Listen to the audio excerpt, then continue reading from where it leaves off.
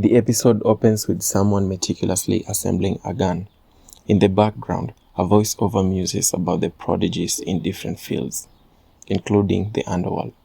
It's a prelude to the introduction of an unparalleled hitman known only as Fable. The scene then shifts to two panicked men, armed but visibly terrified.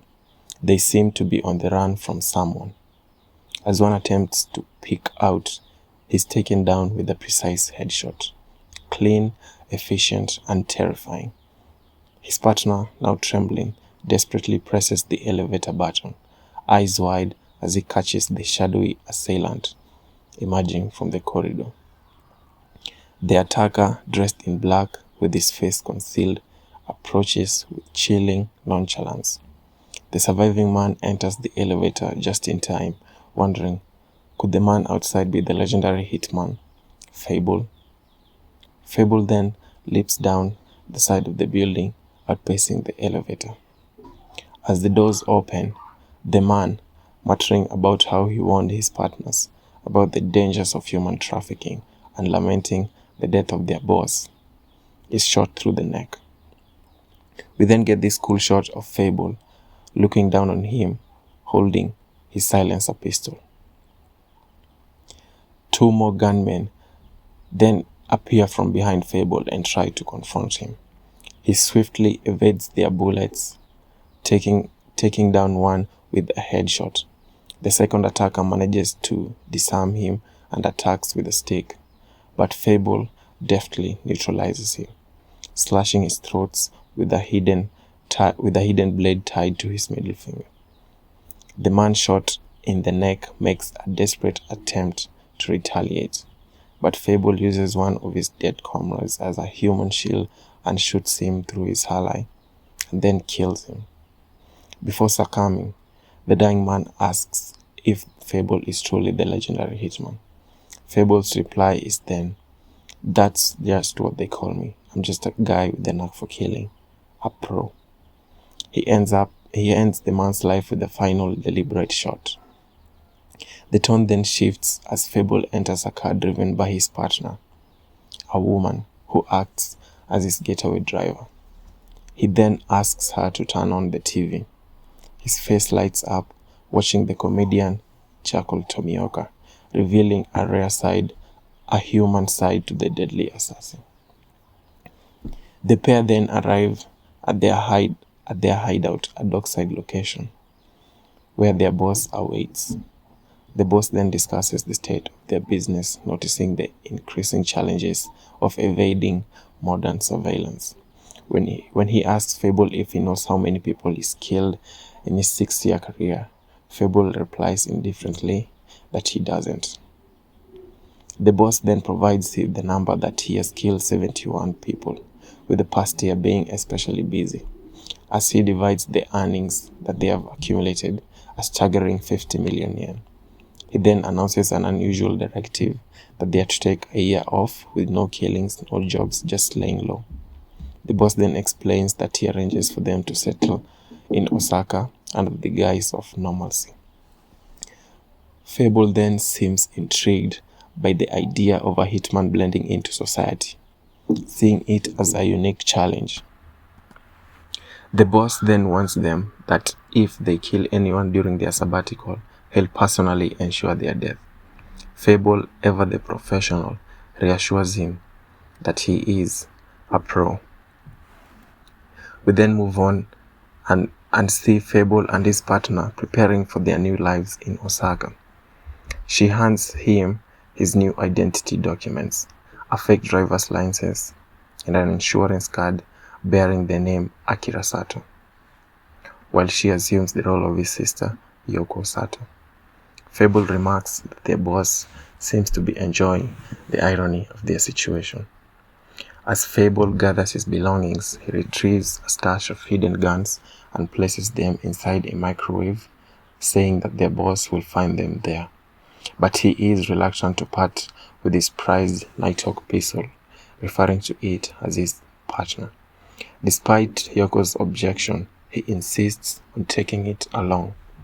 Fable is less than thrilled to see that his identity's birth date is listed as April 1st, a subtle jab from their boss.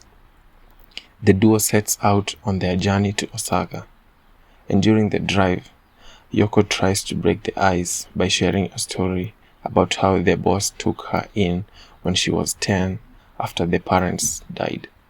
Fable, however, remains guarded and uninterested in revealing details about his own past. They make a pit stop to grab coffee, with Yoko heading inside, while Fable stays by the car because he notices two suspicious individuals, car burglars, lurking nearby. Observing them, Fable mutters to himself, almost encouraging them to target his car, which contains their 50 million yen stash. The burglars then walk away, much to Fable's disappointment. However, one of them notices Fable watching and decides to confront him. The two approach, demanding his wallet. Fable tries to de-escalate the situation, stating that there is no need for necessary violence. But when one of the burglars reaches him, Fable reacts instinctively, taking them both down with lightning speed. Yoko returns, horrified by the scene, and scolds him for jeopardizing their mission of keeping a low profile. Fable defends himself, claiming that he acted on instincts and only because they touched him that he retaliated.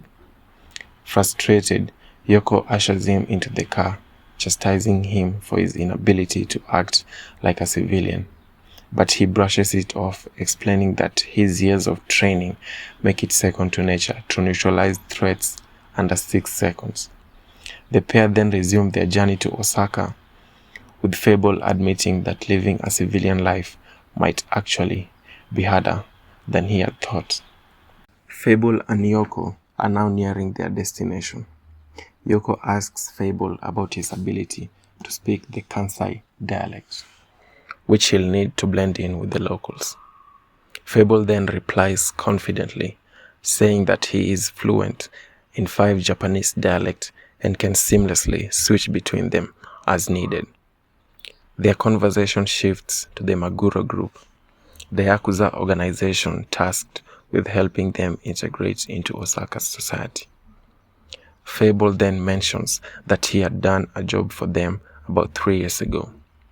When Yoko asks if he ever meets his clients directly, he explains that doing so would be too risky for someone in his line of work. The narrative then delves into the details of the Maguro group. They are a small Yakuza outfit in Taihei, unaffiliated with any larger syndicate. The group consists of about 20 members and is led by Hiroshi Hamada, a 53-year-old who became their 4th generation boss about 2 years ago. The second in command is Takeshi Ebihara, a 38-year-old with a criminal record of 5 prior convictions. The scene then shifts to a conversation between Hamada and Ebihara as they discuss accommodating Fable and Yoko. Ebihara expresses skepticism and unease about working with Fable, citing rumors about his lethal reputation. He recalls hearing about how Fable single-handedly took down a gang called the Sameken, infiltrating their headquarters and killing 10 members, including their boss, in just 2 minutes. Most of the victims were dispatched with headshots or shots to the heart. Hamada responds by posing a question about guilt and distance in murder. He remarks that Fable is the type of person who could grab a burger on his way home from a hit, emphasizing his unnervingly calm and detached demeanor, which is what makes him a prodigy. We then see Fable tapping himself on the forehead, signaling that he's switching into Osaka mode. He then begins speaking fluently in the Kansai dialect, effortlessly adapting to his new environment.